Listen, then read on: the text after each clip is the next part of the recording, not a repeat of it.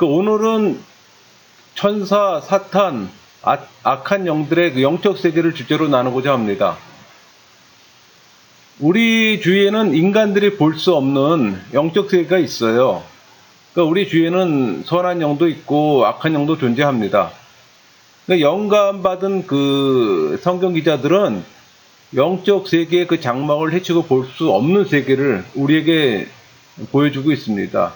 성경을 근거로 해서 우리들이 이 영적 세계를 살펴봄으로써 격려함을 받는 동시에 경고도 받습니다. 천사부터 시작해 볼까요?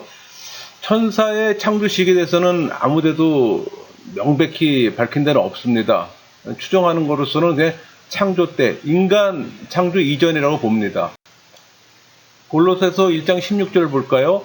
만물이 그에게서 창조되되 하늘과 땅에서 보이는 것들과 보이지 않는 것들과 혹은 왕권들이나 주권들이나 통치자들이나 권세들이나 만물이 다 그로 말미암고 그를 위하여 창조되었고. 천사 창조를 기록합니다. 그래서 보이지 않는 것들, 헬라어로 타오라타입니다. 그러니까 물질 세계에 존재하지 않는 그 피조물로서 왕권들, 주권들, 통치자들, 권세들, 그러니까 선악간의 모든 천사를 가리켜요. 그러니까 선악간의 모든 천사들의 그 개념적 관점으로 보면은 여기 보이지 않는 것들은 이제 왕권들 같은 경우는 드로노이, 헬라어로 드로노이인데 천사들 중에서 가장 높은 계급을 가진 천사를 말합니다. 그러니까 하나님 보좌 옆에 거하는 천사를 가리키기도 하고, 주권들, 퀘리오테테스, 이거는 천재지변과 같은 자연력 현상을 다스리는 그 천사들로 하나님이 세상의 창조주이심을 나타내는 천사를 가리킵니다. 그러니까 하나님의 주권적 능력을 대행하는 천사들로 하나님이 만물의 주인이심을 나타내는 천사들이에요. 반면에 통치자들, 그러니까 아르카이, 인간 개인의 생각에 관여해서 인간의 선한 양심을 따라서 하나님 뜻대로 결정하도록 돕는 천사를 가리킵니다. 권세들, 엑수시아이아, 그러니까 나라의 흥망성쇠를 주관함으로써 모든 나라의 왕이 하나님이심을 나타내는 천사들입니다. 영적 세계는 크게 세 범주로 구분합니다. 천사들, 사탄, 악한 영들. 물론 이제 천사, 사탄, 악한 영들에서도 세분화 되겠죠. 그 천사들의 본질은 5가지로 분류할 수 있는데, 그 피조물은 창조함을 받는 존재를 말합니다. 그러니까 여기 지금 그러니까 천사들이 그 존재하고 또 그들이 사탄 지배하에서 하나님께 반역하는 죄를 범하게 되었다는 사실을 우리는 알 수가 있어요. 그러니까 이후로 그 천사는 두 분류로 나누는데 선한 천사와 악한 천사로 구분이 됩니다. 우리 여기 계시록 19장 10절이나 22장 8절 9절 이 말씀들은 천사들은 피조물이기 때문에 우리 인간의 예배의 대상이 될 수 없다는 얘기입니다. 또 천사는 영으로도 묘사합니다. 그러니까 천사는 사람과 같지 않을 뿐 아니라 물질적 조건에 의해 제한을 받지 않아요. 그러니까 천사들은 자유제로 이동이 가능하다는 얘기죠. 우리 창세기 19장 1절, 2절, 3절 이 말씀처럼 천사들은 순수한 영이지만 인간의 감각이 인지할 수 있도록 인간의 형상을 취할 때도 있습니다. 이 19장 얘기는 그 두 천사가 소돔에 있는 롯을 찾아서 영접받는 얘기들이잖아요. 그렇게 천사도 인간의 모습으로 사람을 만난다는 얘기죠. 또 천사의 본질 중 하나는 불멸이에요. 죽음에 굴복하지 않는다는 뜻입니다. 그러니까 누가복음 우리 20장 35절 36절에 지금 보면은 다시 죽을 수 없나니 이는 천사와 동등이요 이런 표현하잖아요. 그러니까 예수님께서 사두개인에게 그 부활한 성도들은 천사와 같기 때문에 죽지 않는다는 걸 설명하는 그런 말씀 구절이기도 합니다. 거기서 우리는 천사의 본질은 죽지 않는다는 걸 우리는 알 수가 있는 거죠. 또 천사의 본질 중에 하나는 다수의 숫자가 많다는 얘기죠. 우리 다니엘 7장 10절에 보면 천천히요 만만히요. 또 마태복음 26장 53절에 너는 내가 내 아버지께 구해요. 지금 12군단 더 되는 천사를 보내시게 할 수 없는 줄로 아느냐. 그런 표현이 있죠. 12군단. 그 다음에 누가복음 2장 13절에는 호련히 수많은 천군. 또 히브리서에는 천만 천사. 이렇게 수를 헤아릴 수 없을 정도로 많은 수의 숫자가 있다는 걸 지금 보여주는 거죠. 그 다음에 또 하나 그 천사의 본질 중에 하나가 성이 없다는 겁니다. 그러니까 항상 천사는 보통 남성으로 성경에서는 묘사되는데, 그러나 실제로는 천사들에게는 성이 없어요. 남성, 여성이라는 그 성이 없다는 얘기예요. 누가복음 20장 35절, 36절에서 보면 장가가고 십가는 일이 없으며 이는 천사와 동등이요 이렇게 비유하잖아요. 그러니까 천사들은 생산해서 자기들의 수를 번식시키지는 않습니다. 천사는 6부류로 분류가 되죠. 그러니까 히브리어와 헬라어에서 천사란 말은 단순한 의미로 사신, 메신저예요. 그러니까 하늘나라 제일법칙은 질서입니다. 때문에 그 천사들을 그 계급과 활동에 분류가 되는 거고, 또 선한 천사들 가운데 조직이 있다는 기록도 있어요. 우리 베드로전서 3장 20절 보면은 그는 하늘에 오르사 하나님 우편에 계시니 천사들과 권세들과 능력들이 그에게 복종하느니라. 분류되어 있음을 알 수가 있습니다. 또 골로새서 1장 16절 말씀처럼 보이지 않는 것들과 혹은 왕권들이나 주권들이나 통치자들이나 권세들이나, 이것들은 그리스도로 말미암아 그를 위해 또 창조되었다고 추가하고 있습니다. 그러니까 이것은 그 바울이 선한 천사들을 지적하고 있는 것으로 보여요. 그 다음에 에베소 1장 22절 모든 통치와 권세와 능력과 주권과 이 세상뿐만 아니라 오는 세상에 일컫는 모든 이름이 뛰어나게 하시고, 이 세 구절은 선한 천사와 악한 천사, 양자를 지금 다 포함하고 있습니다. 주의 사자, 첫 번째는 주의 사자인데, 이 주의 사자면 여러분 계시되지 않은 성자 하나님을 생각하시면 됩니다. 그러니까 우리 구약에는 성부 하나님만 계시됐잖아요. 아직 그 구약에서는 성자 예수님과 성령 하나님이 아직 계시되지 않은 상태예요. 그래서 이 주의 사자 그러면은 다른 천사와 구별하는 말이에요. 그러니까 성자 예수님을 지금 얘기를 하는 겁니다. 그러니까 주의 사자는 죄를 살 권세도 있고 죄를 사지 않을 권세도 갖고 있고, 또 그리고 하나님의 이름이 그에게 있다, 이런 표현이에요. 그러니까 성자 하나님을 지금 얘기를 하는 겁니다. 그러니까 출애굽기 23장 20절 내가 사자를 네 앞서 보내요. 또 출애굽기 23장 23절 내 사자가 네 앞서 가서, 지금 성자 하나님이 가신다는 얘기예요. 또 출애굽기 32장 34절 이제 가서 내가 네게 말한 곳으로 백성을 인도하라. 내 사자가 네 앞서 가리라. 그러니까 내 사자가 네 앞서 가리라. 내가 친히 글자 그대로 나의 얼굴을 가리라. 내 얼굴로 가리라. 내가 너로 평케하리라, 그 얘기예요. 또 이사야 63장 9절에는 위 열거한 이 두 가지 표현이 결합되어 있는 겁니다. 그러니까 그들의 모든 환난에 동참하사 자기 앞에 사자로 그들을 구속하시고 또 옛적 모든 날에 그들을 드시며 안으셨으나, 이런 표현이 있어요. 그러니까 이 천사에 관하여 두 가지 중요한 사실이 언급되어 있습니다. 그러니까 이 사자에게는 여호와의 이름, 곧 계시된 그의 품성이에요. 그는 여호와의 얼굴이다. 다시 말하면 그에게서 여호와의 얼굴을 볼 수 있다. 그런 거로 그는 사람을 구할 수도 있고 사람의 죄를 용서할 수도 있다. 누굴 얘기하겠어요? 성자 하나님을 얘기하는 거지. 또 창세기 32장 30절, 또 창세기 48장 16절. 그러니까 야곱이 그 하나님과 천사를 동일시한 걸 참고해서 좀 보시면 됩니다. 그러니까 주의 사자는 바로 성자 하나님이 계시되지 않은 상태로서 이스라엘의 구원자일 뿐 아니라 전 세계의 구세주라는 결론에 지금 도달하게 됩니다. 그러므로 참다운 의미에 있어서 주의 사자는 창조되지 않고 스스로 있는 존재라고 할 수 있는 거죠. 그러니까 하나님한테만 붙일 수 있는 거잖아요. 스스로 있는 존재라는 것은. 그러니까 성자 하나님을 얘기를 하는 거죠. 두 번째는 천사장. 여러분, 천사장이라는 말은 성경에 딱 두 번 나옵니다. 데살로니가 전서 4장 16절하고 유다서 9절이에요. 그 천사장인 미가엘을 나타낸 구절이 있습니다. 그러니까 미가엘은 천사장이라고 호칭된 유일한 대상자예요. 또 계시록 12장 7절 하늘에 전쟁이 있으니 미가엘과 그의 사자들, 이런 표현 있잖아요. 그러니까 그는 자기 자신의 천사들을 거느리고 있는 것으로 제시가 되고 있습니다. 지금. 그 다음에 다니엘서 12장 1절 네 민족 호위하는 큰 군주 미가엘이 일어날 것이요. 그러니까 미가엘은 또한 이스라엘 나라를 호위하는 천사로 지금 묘사되고 있습니다. 또 누가복음 1장 19절이나 다니엘서 8장 6절, 다니엘서 9장 21절에 가브리엘이 나오잖아요. 가브리엘은 하나님 앞에 서 있는 천사입니다. 또 그는 하나님 나라와 관련되어 있는 중대한 소식을 전해주는 사명을 또 갖고 있기도 하고요.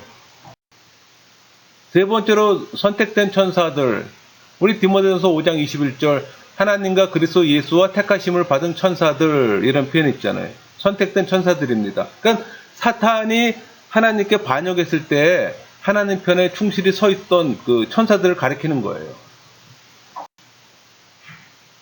네 번째는 열국의 천사들이죠. 다니엘서 10장 13절을 보면은 군주 중 하나인 미가엘이 와서 나를 도와줌으로, 이런 표현이 있잖아요. 그래서 군주, 첫째 우두머리를 표현하는 겁니다. 그러니까 하나님 곁에 수종드는 천사들 중에 장을 가리키는 거예요. 그러니까 이런 점 볼 때 천사들은 그들 사이에 고유 영역을 가진 다양한 그룹들로 구성되어 있음을 우리는 알 수 있어요. 여기서 군주는 그룹의 장을 가리키는 겁니다. 또 유대인들이 바벨론 포로에서 돌아올 때 다니엘은 그들 귀환을 위해서 금식하고 기도했잖아요. 그 3주일 후에 지난 후에 그 한 천사가 나타나서 그에게 귀환이 늦어진 이유를 설명합니다. 사실 바사의 천사가 그 유대인의 귀환을 반대했잖아요. 아마 이들은 바사를 지배하다가 영향력을 상실하기를 원치 않았을 겁니다. 우리 다니엘서 10장 21절을 보면 바사 군주와 싸우려니와 내가 나간 후에는 헬라의 군주가 이를 것이라. 그러니까 천사는 다니엘에게 유대인들을 본국으로 돌아가게 해달라는 그 다니엘의 간청을 듣고 도와줄 천사는 오직 이스라엘 나라를 호위하는 미가엘밖에 없다는 걸 말해줬습니다. 그래서 다니엘 10장 20절에 바사 군수는 악령을 얘기하는 겁니다. 또 헬라의 군주 역시 마찬가지 악령을 얘기하는 거예요. 그러니까 이 악령들은 모두 유대인들이 본국으로 돌아가는 걸 원치 않았어요. 우리 에베소 3장 10절에 그 보면은 이제 교회로 말미암아 하늘에 있는 통치자, 이런 표현이 있잖아요. 하늘에 있는 선한 천사를 가리킵니다. 또 골로새서 2장 15절에 통치자들과 권세들, 이런 표현이 있잖아요. 그러니까 적대적인 초자연적 존재인 악한 천사를 가리키는 거예요, 이거는요. 또 에베소 6장 12절 우리의 씨름은 혈과 육을 상대하는 것이 아니요 통치자들과 권세들과, 이런 표현이 있잖아요. 이건 영주주의자들이 섬겼던 악한 영의 세력을 의미합니다. 그러니까 열국의 천사들은 좋은 천사와 나쁜 천사에게 모두 사용됐어요. 다섯째는 그룹, 히브리어로 케루빔입니다. 우리 창세기 3장이나 열왕기하 19장 15절 이런 표현이 쭉 나와 있지만은 그룹이란 그 말의 어원이 알려지진 않았어요. 그러니까 그룹이란 의미는 단순히 덮는다, 보호한다, 그런 뜻을 갖고 있습니다. 그러니까 그룹은 낙원의 입구를 지키며 또 하나님 보호자를 보호하는 것으로 제시되어 있어요. 또 우리 계시록에서는 그 생물로서 표현을 합니다. 그래서 우리 계시록 그 4장 6절에 보면 보좌 앞에 수정과 같은 유리바다가 있고 보좌 가운데 보좌 주위에 네 생물이 있느니, 이렇게 생물로 표현하기도 해요. 또 사무엘상 4장 4절 하나님이 그룹 사이에 좌정하고 있습니다. 또 출애굽기 25장 22절 거기서 내가 너와 만나고 속죄소 위에 그 증거기에 있는 두 그룹 사이에, 이런 표현이 있잖아요. 그러니까 속죄소 위 증거기에 있는 두 그룹 사이에서 말씀하시는 거예요. 그러니까 이런 사실을 미뤄봐서 그룹들은 주로 하나님 보호자의 수호자라는 결론이 나옵니다. 그러니까 그룹은 인간에 대한 하나님의 응보와 구속의 목적과 관련되어 있는 지위가 높은 천사예요. 근데 그룹들은 각각 사제의 얼굴과 사람의 얼굴과 또 황소의 얼굴과 독수리의 얼굴을 갖고 있는 것으로 묘사되기도 합니다.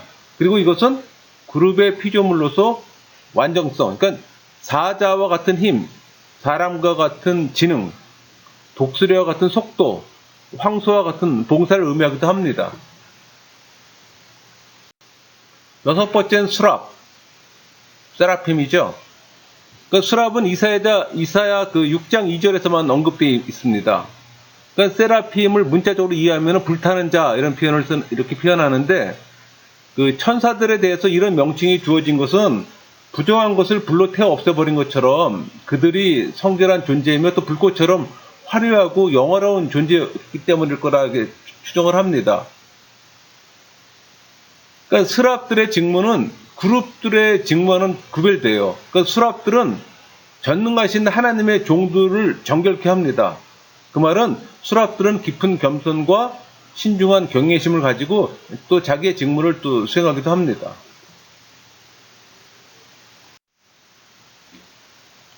그 천사의 특성을 5가지로 구분할 수 있는데 그 첫 번째가 순종입니다. 그러니까 천사들은 맡은 사명을 지체하지 않고 또 의심치 않고 곧 수행합니다. 그게 천사들이에요. 우리 시편 103편 20절에 보면 능력이 있어 여호와의 말씀을 행하며 또 103편 21절에 그에게 수종들며 그의 뜻을 행하는 모든 천군이요. 그러니까 하늘 보좌 둘러싸고 서서 여호와의 명령을 기다리다가 명령이 떨어지면 즉각 그냥 명령을 수행하는 이 다양한 천사 계급들의 천사들이에요. 그러니까 하늘에서 하나님의 명령을 강력히 수행하는 천사들 그렇게 보면 되겠죠. 베드로전서 3장 22절에 하나님 우편에 계시니 천사들과 권세들과 능력들이 그에게 복종하느니라. 여기서 나오는 그 3가지 존재가 있죠. 천사, 권세, 능력. 강력한 힘을 지닌 선한 천사나 악한 천사의 구별 없이 영적 세력을 의미합니다. 또 이들은 영적 존재로서 일시적으로 힘을 발휘해요. 그러나 하나님 우편에 계셔서 온 세계를 다스리는 그리스도께 또 무릎을 꿇는 존재들이고요.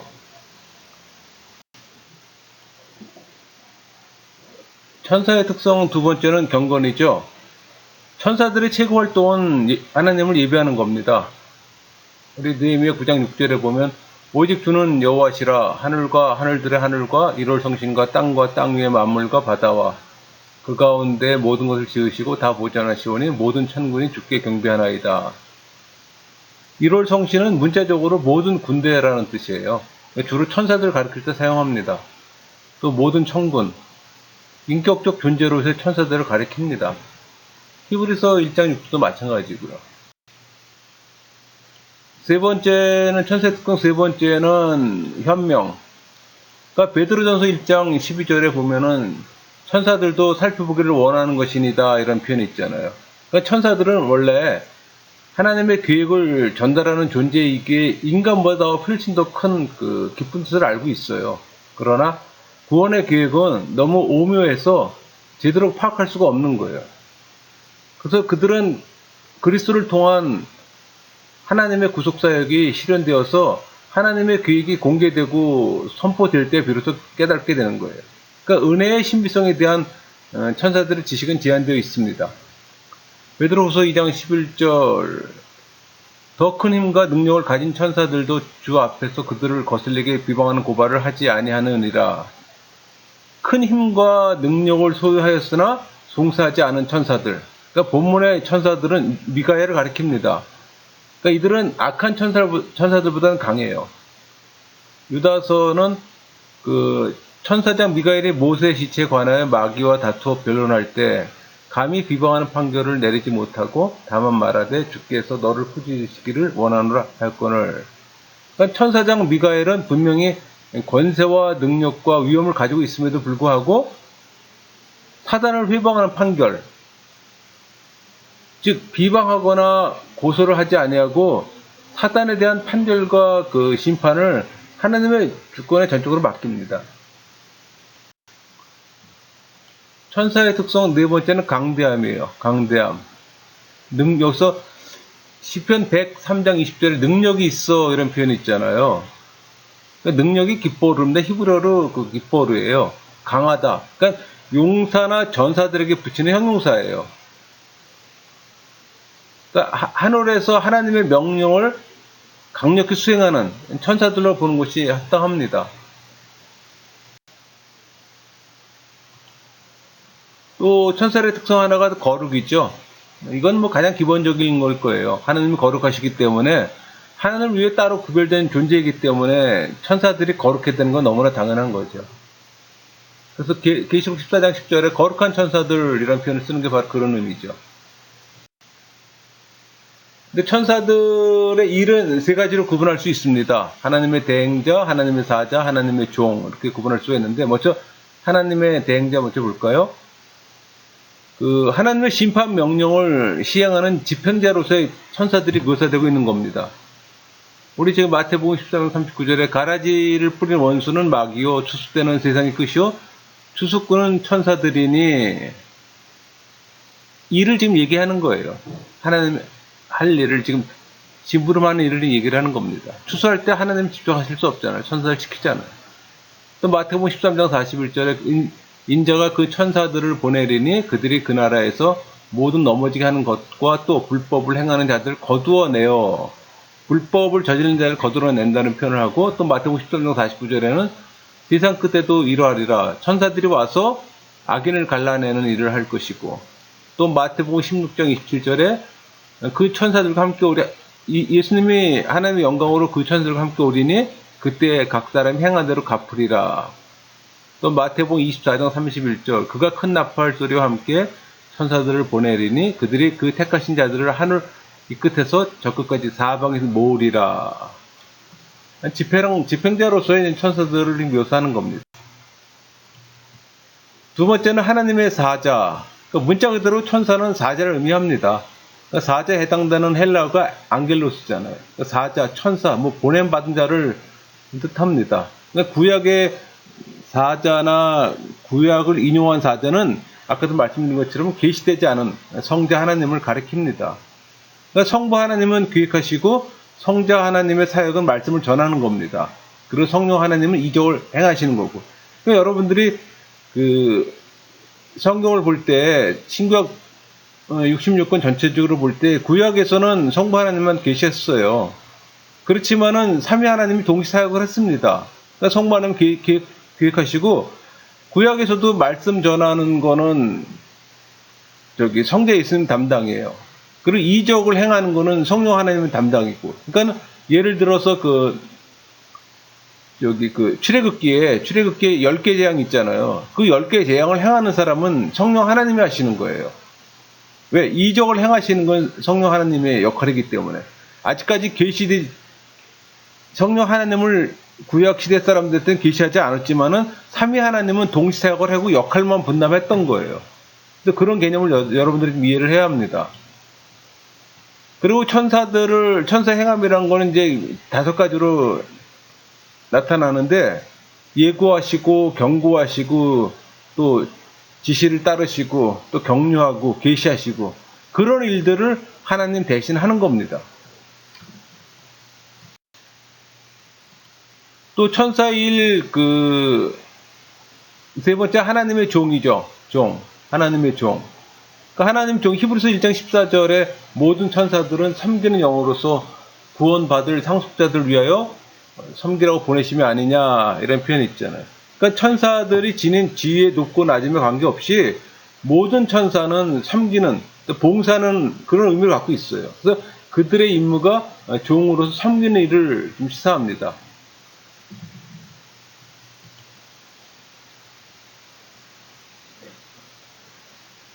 그러니까 하나님의 종으로서 이제 하나님의 어떤 일을 대행할 때 격려하고 보호하고, 그러니까 여기서 천사들을 격려하기 위해서 보냄을 받는 거예요. 또 보호하기 위해서도 보냄을 받는 거고, 구원하기 위해서 또 보냄을 받는 거고, 또 중지하기 위해서 또 보냄을 받는 거예요. 그리고 또 의롭다 살다 죽은 사람들을 수종하기 위해서 또 보냄을 받는 거고. 근데 그리스도 행해와 사역에 관련된 천사의 활동을 보면은 한 4가지로 구분할 수가 있어요. 누가복음 1장 26절에 38절에 나온 내용이 마리아는 구세주의 어머니가 되리라는 소식을 가브리엘 천사를 통해서 듣습니다. 그리고 두 번째가 마태복음 1장 20절에 그에게 잉태된 자는 성령으로 된 것이라, 이런 표현이 있잖아요. 그러니까 확신에 찬 한 천사에 의해서 그 메시지를 받게 되는 겁니다. 또 누가복음 2장 8절에서 15절 내용은 천사들은 목자들에게 그리스도께서 베들레헴에서 탄생하시라는 소식을 공포하는 내용이고, 또 마태복음 4장 11절 내용은 천사들이 나와서 수종을 드니라 이런 편이잖아요. 그러니까 그리스도께서 광야에서 시험을 받으신 후에 천사들이 그에게 와서 수종을 들었습니다. 자, 이제 우리 그 사탄에 대해서 좀 나눠볼까요? 천사 부분만 지금 얘기를 했는데, 사탄 부분을 나눌 것 같으면은, 사실 어떤 사람들은 사탄의 존재를 부인합니다. 부인한 이유는 그 사탄은 우리 안에 내재한 죄라고 생각을 해요. 그러니까 사탄이 그거를 죄로 보는 거예요. 근데 그러나 세상에 악이 있는 걸 볼 때 마귀가 존재하고 있다는 것을 우리는 알 수가 있어요. 매우 단순한 사람이라 할지라도 마귀가 없는데 악의 세상이 있다면 그 까닭을 묻지 않을 수가 없잖아요. 사탄의 기원을 좀 볼까요? 우리 그 이사야 14장 12절에서 15절, 에스겔 28장에서 12절에서 19절 그 부분을 좀 읽어볼 필요가 있습니다. 원래 우리가 지금 그림에 이렇게 사탄이 무섭게 나타나잖아요. 근데 이 무섭게 생긴 마귀에 대한 우리 일반적인 개념은 성경에서 이렇게 된 건 아닙니다. 이방 신화에서 온 거예요. 원래 성경에서 사탄은 본래 루시퍼였습니다. 그러니까 루시퍼의 그 문자적 뜻이 빛을 지닌 자예요.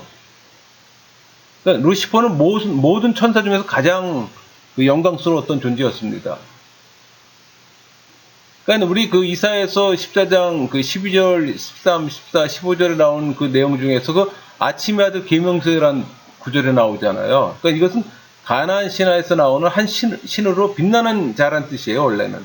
근데 여기서 1차적으로 우리는 정복자 바벨론을 가리키기도 하고, 또 상징적으로는 그 왕 배후에 있는 사탄을 지칭하기도 합니다.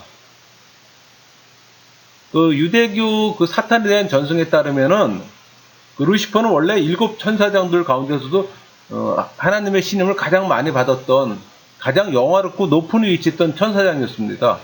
근데 그런 그가 자신의 찬란한 아름다움에 사로잡혀서 자기도 하나님처럼 되지 못할 이유가 없다고 생각하고서 자기를 거느리고 있던 그 수종 천사들 데리고서 하나님께 쿠데타 일으켰던 그 천사장이었어요. 근데 다른 천사장 그 미가엘에게 대표하고 나서 이제 지옥으로 떨어지게 되는 거죠. 그러나 사탄은 지금까지도 그 소망 없는 시도를 계속 포기하지 않고 있습니다. 하나님에 반하는 그 사역을. 그래서 사탄은 하나님의 입장에서 보면 영원하지 않은 존재예요. 그러니까 창조 사역이 주 예수님에 의해서 시작되었을 때 사탄은 그때 존재하지도 않았습니다. 그러니까 다만 인간이 창조되기 전에 이제 창조된 피조물이죠. 그러니까 모든 피조물처럼 마귀는 시작이 있어요. 그러나 그 종말은 없습니다. 왜? 그는 지옥에서 영벌을 경험해야 하기 때문에. 우리 디모데전서 3장 6절 볼까요? 새로 있게 한 자도 말지니 교만하여져서 마귀를 정죄하는 그 정죄에 빠질까 하며, 이 표현은 마귀와 당할 정죄의 뜻입니다. 그러니까 사단이 하나님의 피조물로 창조되었으나 자신의 교만으로 타락하게 되고 또 자만심의 그 죄에 대한 심판을 받게 될 것을 암시하는 겁니다. 이와 같이 교만한 사람들은 또 그와 같은 심판을 받게 되는 거고, 사탄의 인격성에 대한 내용을 보면은 성경에서는 그 사탄을 지칭할 때 그 대명사가 그 사탄과 관계 사용된 적이 한 번도 없습니다. 그 대신 그를 영어로 him, 그러니까 인격적 단어들이 사탄에 대해서 말할 때 항상 사용되었어요. 그러니까 사탄은 결코 단순히 하나의 영향력으로 기록된 적이 없어요. 그러니까 주님께서 마귀에 대해서 말씀하실 때는 하나의 인격체에 대해서 말씀하는 것처럼 하셨습니다. 또 성경은 살아있는 인격체만이 할 수 있는 행위들을 사탄에게 적용하기도 했습니다. 그러니까 사탄이 영적인 존재이므로 인간처럼 육체와 피를 소유하고 있지 않다 하더라도 그는 언제나 마음대로 가시적인 형태를 취할 수 있음을 분명합니다. 우리는 육체와 피는 인격의 요소 아님을 기억해야 되는 거예요. 그러니까 육체는 단순히 인격이 머무른 집 같은 거예요. 그러니까 우리 육체는 우리 영혼이 머무르는 집이에요, 그냥. 성경에서는 그 사탄에 대해서 175번 언급합니다. 근데 매번마다 그를 지칭하는 대명사나 명사로 사용되었고 또한 그의 그 행위들이 나타나 있어요. 이것이 바로 사탄이 큰 능력을 갖고 있는 인격체라는 사실을 나타내주고 있습니다. 사탄도 인격을 갖고 있는 존재예요. 사탄의 특성, 그 사탄의 이름을 보면은 사탄의 특성을 잘 알 수가 있어요. 사탄, 마귀, 파괴자, 유혹자, 세상 인간과 신. 여러분 사탄의 이름들이 다른 이름들에게요. 그러니까 사탄, 마귀 다 똑같은 얘기예요. 근데 구분하다 보니까 우리는 이제 혼동스러운 것 뿐인데 사탄, 마귀, 파괴자, 유혹자, 세상 임금과 신. 그게 사탄의 다른 이름이에요. 첫 번째 사탄 볼까요? 원래 사탄이란 그 구약 성경에서 나오는 이름은 적대자예요, 적대자. 그런 의미를 갖고 있습니다. 그 역대상 21장 1절에 보면 사탄이 일어나 이스라엘을 대적하고 또 디모데전서 1장 20절에 보면은 내가 사탄에게 내준 것은 그들로 훈계를 받아 신성을 모독하지 못하게 하려 함이라 그렇게 표현하잖아요. 하나님과 인간 사이에 원수된 인격체에 아주 적합한 이름입니다. 이 명칭은 하나님의 목적을 방해하려는 그의 끝없는 그 악에 찬 그런 이름이에요. 우리 창세기 그 3장 15절 말씀처럼 메시아 혈통을 파괴함으로써 그 하나님의 계획을 좌절시키려던 그 사탄의 시도를 잘 알 수가 있잖아요. 처음부터 사탄은 하나님 계획을 좌절시키는 노력으로 꾸준히 해왔어요. 요한일서 3장 12절 가인같이 하지 말라 그는 악한 자에게 속하여 그 아우를 죽였으니 이브의 첫 아들 가인은 악한 자에 속하여서 그 아벨을 죽이잖아요. 그 하나님께서는 이브에게 또 하나 아들을 주는데 그게 셋이잖아요. 그런데 그를 통해 인류의 구세주가 세상에 올 수 있도록 선택된 자손으로 삼았어요. 그러나 죄가 인간들 속에 작용하고 있으며 또 시간의 경감에 따라 셋의 자손들이 악에 물들어 타락합니다. 또 온 세상에 죄악이 가득 차게 되나 하나님 계획은 또 좌절되지는 않아요. 왜? 노아라고 하는 의인 한 사람이 있었기 때문에. 노아의 가정은 새 인종의 조상이 되었습니다. 인류를 멸하고 하나님 목적을 좌절시키려 했던 그 사탄의 계획은 또 완전히 실패가 되고 말죠. 그러니까 노아의 아들 셈에게서 선민의 조상 아브라함이 나오잖아요. 또 하나님께서는 그를 통해 또 세상을 구원하시고. 지금도 사탄은 두 가지 방법으로 교회를 파괴하려고 좀 애쓰고 있습니다. 우리 디모데전서 4장 1절 보세요. 귀신의 가르침을 따르리라. 마태복음 13장 38절 39절에 가라지를 뿌리는 원수. 그러니까 사탄은 교회 내 거짓 교리를 일으켜 교회를 파괴시키려고 합니다. 그래서 여러분 그래서 교리가 중요한 거예요. 교리가 바로 잡히지 않으면 교회는 얼마든지 갈라지고 흩어질 수가 있어요. 계시록 2장 10절에 보면 마귀가 너희 가운데서 몇 사람을 옥에 던져 시험을 받게 하리니 이 표현은 사탄은 교회 밖에서도 공격을 한다는 얘기예요. 교회를 파괴하기 위해서. 그러니까 오래 계속된 그리스도와 사탄의 갈등은 사탄이 적그리스도 될 때 아마 최고 절정에 달하게 될 겁니다. 또 그리스도께서 재림하실 때 또 사탄은 멸망하게 될 것이고. 두 번째, 사탄의 두 번째 이름이 마귀예요, 여러분. 데블. 그러니까 마귀라는 말의 글자 그대로 뜻은 비방자입니다. 그러니까 이 마귀는 신약 성경에만 나와요. 구약 성경엔 나오지 않습니다. 그러니까 사탄이 마귀라고 불려진 까닭은 그가 하나님과 인간을 중상하기 때문에. 우리 계시록 12장 10절에 보면 우리 형제들 참사던 자다 이런 표현 쓰잖아요. 그리고 유다서에는 모세의 시체에 관해 마귀와 다투어 변론할 때 감히 비방하는 판결을 내리지 못하고 다만 말하되 주께서 너를 꾸짖시기를 원하노라 하였거늘. 그러니까 악한 자로 나타나는 이 마귀는 또 살인자며 형제들을 참수하는 자입니다. 세 번째가 파괴자예요. 이 파괴자라는 말은 히브리어로는 아마돈입니다. 헬라어로는 아볼론이고요. 이 계시록 9장 11절에 잘 나와 있잖아요. 그들에게 왕이 있으니 무적행이 사자라. 히브리어는 그 이름이 아바돈이요 헬라어로는 그 이름이 아볼론이더라. 마귀는 창조주와 그의 하신 일에 대하여 증오심을 품고 있기 때문에 파괴자의 신이 되는 거예요. 네 번째가 유혹자입니다. 마태복음 4장 3절에 보면 시험하는 자가 예수께서 나와 이르되 이런 표현하잖아요. 시험하다. 그러니까 이 말은 하나님과 관계를 말할 때 사용됩니다. 창세기 22장 1절에 그 일 후에 하나님이 아브라함을 시험하시려고 그를 부르시되 아브라함이 하시니 그러나 하나님께서는 인간을 선하게 만들기 위해 인격을 정화시키고 또 발전시키기 위해서 시험을 하시는 반에 사탄은 인간을 파멸의 길로 이끌기 위해서 악한 계획을 갖고 시험을 합니다. 다섯 번째가 이 세상 임금과 신, 그런 표현을 쓰죠. 요한복음 12장 31절에 이 세상의 임금, 고린도후서 4장 4절에 그 중에 이 세상의 신, 이 같은 명칭은 하나님의 뜻을 떠나서 조직된 사회에 미치는 그 영향력을 좀 암시합니다. 요한일서 5장 19절에 온 세상은 악한 자 안에서 처한 것이며, 요한일서 2장 16절에 이는 세상에 있는 모든 것이 육신의 정욕과 안목의 정욕과 이생의 자랑이니 다 아버지께로 온 것이 아니요 세상으로부터 온 것이라. 세상은 공허한 인간 행위의 집합체로서 명예와 쾌락과 이익을 추구합니다.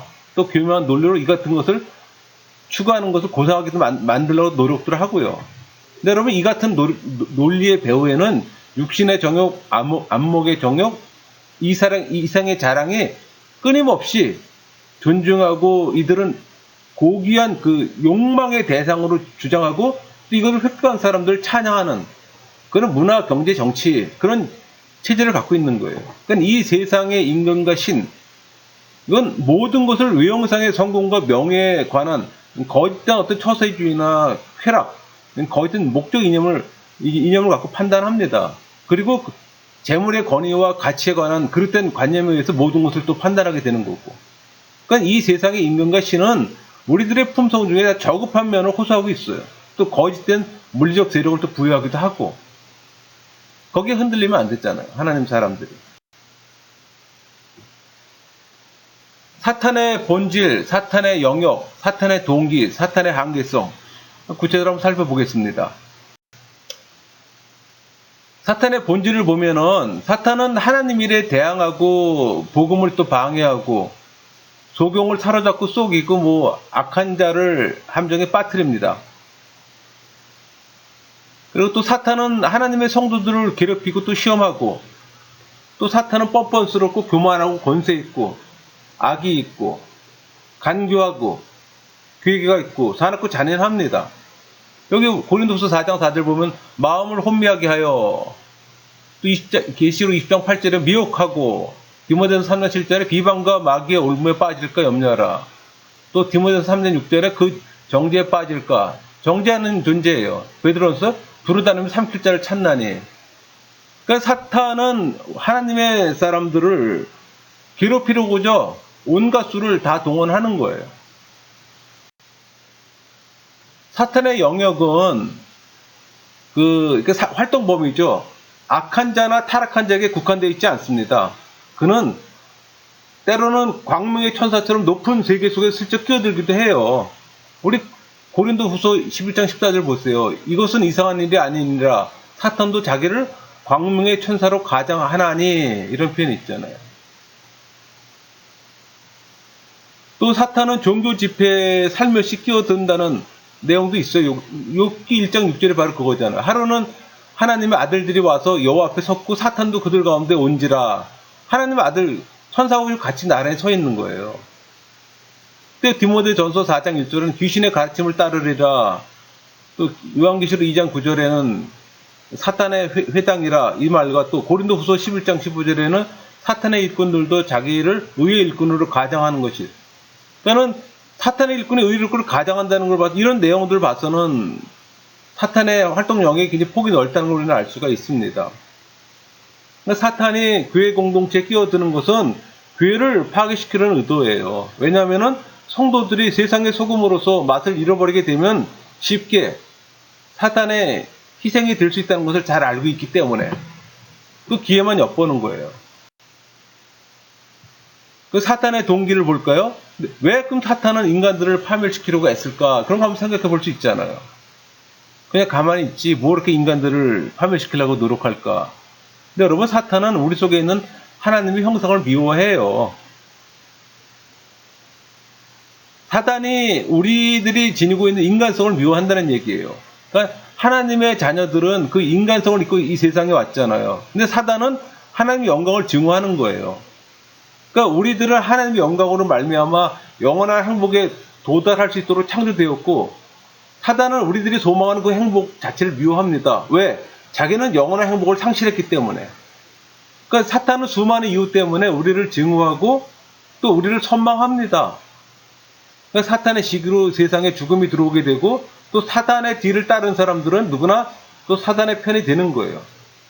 분별력 없이 그냥 추종하는 겁니다. 이 시대도 여러분, 사탄은 분별하지 못하기 때문에 사단, 악의 영을 지배받는 사람들, 추종하는 사람들 많이 있어요. 그런데 이번에 사단의 한계성을 볼까요? 여러분, 사단이 강하다는 것은 인정을 해도 결코 그 힘을 과장하지 말아야 합니다. 우리 요한복음 10장 31절 보면은 이제 이 세상에 대한 심판이 이르렀으니 이 세상의 임금이 쫓겨나리라 명시되어 있잖아요. 그러니까 이미 그리스도를 믿는 성도들에게 사탄은 패배한 원수에 불과합니다.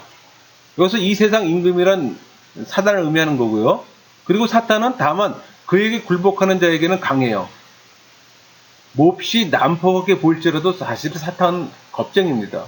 그렇기 때문에 야고보서 4장 7절에 그런즉 너희는 하나님께 복종할지어다. 마귀를 대적하라. 그리하면 너희를 피하리라.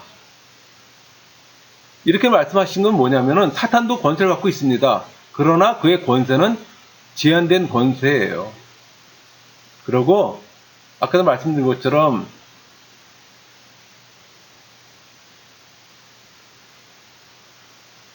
자기에게 굴복하는 사람에게만 강하지 그렇지 않은 사람에게는 또 강하지를 못하다는 그런 겁쟁이라고 했잖아요. 사탄의 운명을 보면은 우리 창세기 3장 15절에 이미 기록되어 있습니다. 태초에 벌써 하나님께서는 인간을 타락케 한 사탄의 권세를 예언과 동시에 선포하셨어요. 뱀으로 하여금 흙을 먹게 하는 것은 타락과 패배를 의미하는 겁니다. 그러니까 사탄의 세력은 날이 갈수록 점점 쇠퇴하고 있어요. 그러니까 태초에 그는 하늘에서 추방되었고, 또 예수님 재림 후에는 우리 계시록 20장 10절에 보세요. 또 그들을 미혹하는 마귀가 불과 유황못에 던져지니 거기는 그 짐승과 거짓 선자도 있어 세세토록 밤낮 기름을 받으리라. 불못에 던지울 존재입니다. 그러니까 성경은 우리에게 사탄의 궁극적 패배를 확실히 보여줬어요. 이미 계시해 주셨습니다. 그 다음에 이제 우리가 지금 천사하고 사탄에서 지금 같이 연구했잖아요. 다음으로 영적 존재는 악한 영에 대해서 오늘 나눠볼까 합니다. 근데 악한 영에는 타락한 천사하고 악마, 귀신이 있어요. 우리가 흔히 귀신 하는 게 이 악마입니다. 데몬, 악마예요. 그러니까 악마나 귀신의 이코르가 되는 거죠. 악한 영의 하나 중에서 이제 타락한 천사입니다. 그러니까 창조된 천사들에게 선택의 권한이 부여되었어요. 그러니까 사탄의 영도하에 있었던 많은 천사들이 사탄과 함께 범죄하고 하늘로부터 쫓겨났습니다. 그게 베드로후서 2장 4절, 유다서 1장 6절 말씀이에요. 하나님이 범죄한 천사들을 용서하지 아니하시고 이런 표현 쓰잖아요. 지옥에 던져 어두운 구덩이에 두어 심판 때까지 지키게 하였으니, 그러니까 이미 범죄한 심판을 그때 이미 지옥 구덩이에 던져 놓은 거예요. 또 자기 주의를 지키지 아니하고 자기 처소를 떠난 천사들을 큰 날의 심판까지 영원히 걸려박하여 흑암에 가두셨으며, 이런 표현이 있잖아요. 그러니까 타락한 천사들이 범죄하고 타락한 죄는 교만입니다. 그러니까 베드로후서 2장 말씀처럼 범죄한 천사들을 용서하지 아니하시고 지옥에 던져서 지금 어두운 구덩이에 두셔서 심판 때까지 지키게 하셨어요. 여기서 범죄한 천사, 이 범죄한 천사는 아담 타락 이전에 하나님께 그 반역한 천사들입니다. 여기 어두운 구덩이, 지옥에 던져, 지옥이라는 표현은 헬라어로 타르타로사스예요. 그러니까 악한 천사들이 마지막 심판을 받기 기다리는 특정한 장소입니다. 또 어두운 구덩이는 헬라어로 저프예요. 흑암의 쇠사슬 혹은 어둠의 결박, 그런 의미를 갖고 있습니다. 그러니까 타락한 천사들을 지옥에 결박해 두시고 마지막 심판 때가 되면 완전히 멸망시킬 거예요. 성경이 기록한 대로 현재 악한 천사들이 있는 곳은 지옥입니다. 그러나 나머지 일부분은 아직 세상에 있어요. 그게 이제 우리 고린도후서 4장 4절하고 에베소 2장 2절이에요. 그 중에 이 세상에 신이 믿지 아니한 자들이 마음을 온미하게 하여 그리스도의 영광의 복음의 광채가 비치지 못하게 하미니 그리스도는 하나님의 형상이니라. 그때 너희는 그 가운데 행하여 이 세상 풍조를 따르고 공중 권세 잡는 자를 따랐으니 곧 지금 불순종의 아들 가운데 역사는 영이라. 이 자들은 지금 이 세상 가운데 있는 자들이에요. 그러나 베드로후서 2장 4절이나 1장 6절에서 이미 그런 어두운 구덩이에 지금 갇혀있는 존재들도 있고, 두 번째가 이제 악마잖아요. 악마, 아까 귀신이라고 그랬잖아요. 그러니까 이 악마는 다이모니아, 헬라어로 다이모니아예요. 우리가 흔히 쓰는 말이 귀신이죠. 귀신 들린 자 이런 표현할 때. 그러니까 사단 마귀는 여러분 단수로 사용됩니다. 근데 귀신은 복수로 사용돼요. 그거 이제 여러분들이 기억하셔야 될 겁니다. 그리고 이 악마는 저급한 이방신이에요. 그러니까 성경에 나오는 귀신 들린 자 나오잖아요. 신약에 나오잖아요. 그 귀신은 악마를 말하는 거예요. 바알세불은 귀신의, 여기 보면은 마태복음 12장 27절에 또 내가 바알세불을 힘입어 귀신을 쫓아내면 이런 표현 있잖아요. 이 바알세불은 귀신의 왕이에요. 사탄의 별명이기도 하고, 그렇다면 결국 귀신은 사탄의 지배권에 있다는 얘기입니다. 그러니까 성경에는 악마의 기원에서는 언급하지 않아요. 정확히 알 수가 없어요. 그러나 이 문제는 필경 악의 근원에 대한 신비 일부분으로 되어 있는 겁니다.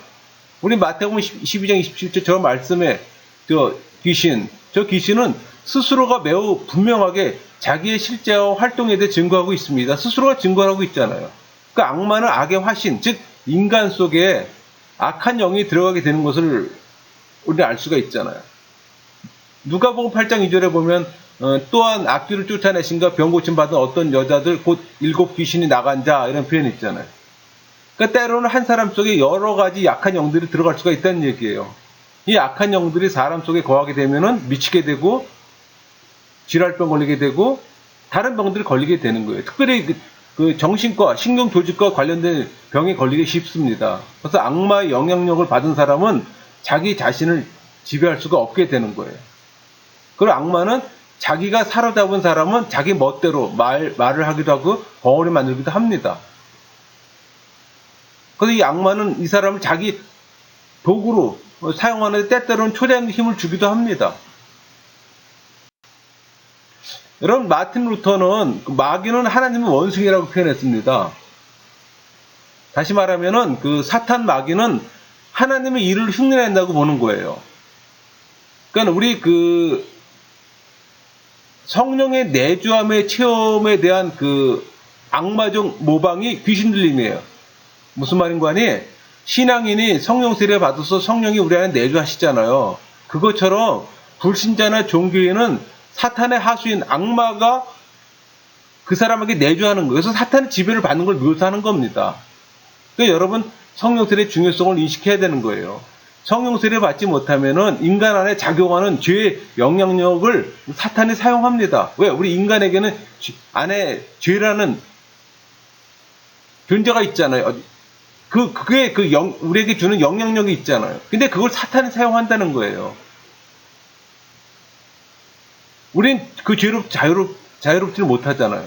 그래서 우리 안에서 작용하는 그 죄의 영향력을 제거하는 길은 성령의 활동뿐이 없어요. 우리가 어떻게 할 수가 있는 거 아니에요. 여러분, 불신자나 종교인들이 만약에 어떤 사단의 지배를 받는다고 가정을 해봅시다.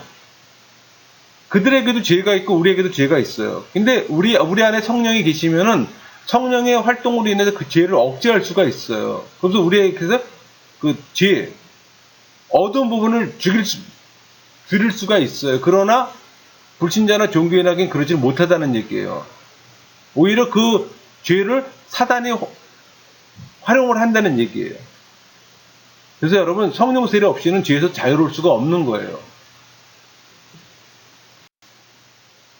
악마에 대한 많은 연구를 한 중국 선교사 네비우스 박사가 한 말을 제가 좀 여러 번 나누면은 중국에서도 성경에 기록되어 있는 것 같은 귀신 들린 사람 많이 봤답니다. 또 어떤 사람은 이중의식을 갖고 있고 또 어떤 사람은 이중충동을 갖고 있기 때문입니다. 그러니까 인간들로 하여금 예수 앞으로 나오지 못하도록 방해하는 귀신의 그 세력에 사로잡힌 어떤 여인이 성령의 감동을 받아서 예수님 앞으로 나와 도움을 간구하게 되는 거예요. 그러니까 그 얘기는 무슨 얘기인 거니? 사단의 영향권 안에 있는, 그 죄의 영향권 안에 있는 사람이 죄로부터 자유로운 거는 성령의 도우심 없으면 안 된다는 얘기예요. 그래서 그 네비우스 그 박사의 결론은 귀신 들린 사람의 현장 특징은 가끔 정상적인 상태로 돌아오는가 하지만 비정상적인 사람이 된다는 거예요. 그 귀신 들린 사람의 인격 특징은 정상 상태에 있는 사람과 다르답니다. 귀신 들린 사람은 아주 심정이 삐뚤어져 심술궂고 불결하다는 거예요. 그래서 이 귀신 들린 사람 가운데 어떤 사람은 정상 상태에 있을 때에도 도저히 생각할 수 없는 지능을 발휘한답니다.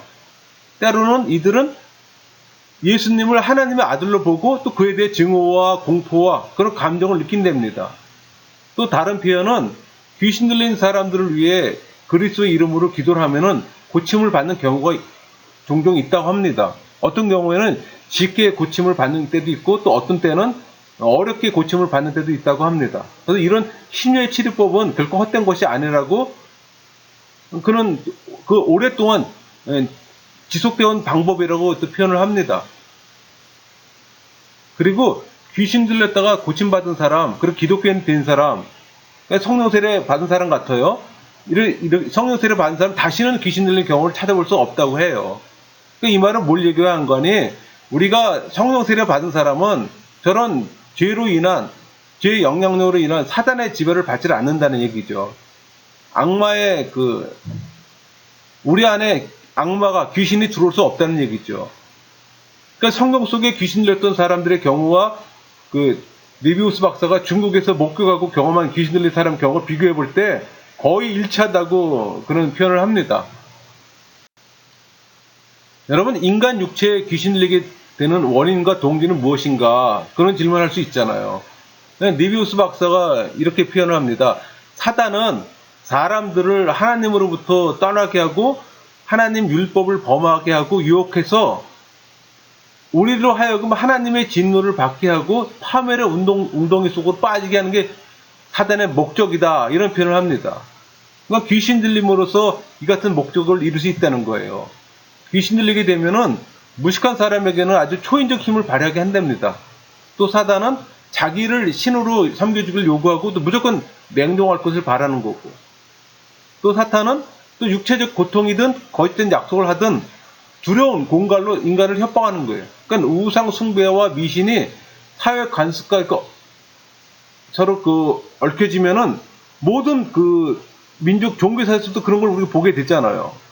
특히 불교국가에서 많이 있는 일이기도 하고 합니다. 그거는 우리 고린도전서 10장 20절 21절 계시록 9장 20절 이 말씀처럼 귀신들이 인간들의 육체 속에 거하기를 원하는 이유 중 중요한 이유 중에 하나가 인간 육체야말로 가장 안식하기 좋은 그런 장소라고 합니다. 귀신들이 악한 영들이 마른 땅을 다니면서 안식할 곳을 찾잖아요. 우리 마태복음 10장 43절 45절 말씀도 그 내용이 있잖아요. 악한 영들이 마른 땅으로 다니면서 안식할 곳, 특히 인간들의 육체 속에서 안식할 만한 곳을 찾고 있다는 점에서 주님께서도 말씀하셨습니다. 악한 영들이 인간 육체 속에 안식을 찾는다고.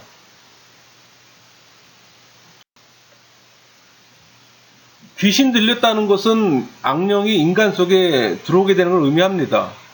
우리 마태복음 8장 29절 말씀처럼 가다라 지방 귀신 들린 사람이 귀신의 지배를 받고 있을 때 그 언행을 살펴보면은 하나님의 아들이여 우리가 당신과 무슨 상관이 있나이까? 때가 이르기 전에 우리를 괴롭게 하려고 여기 오셨나이까? 이런 행위에 이런 언행을 하게 되는 거예요.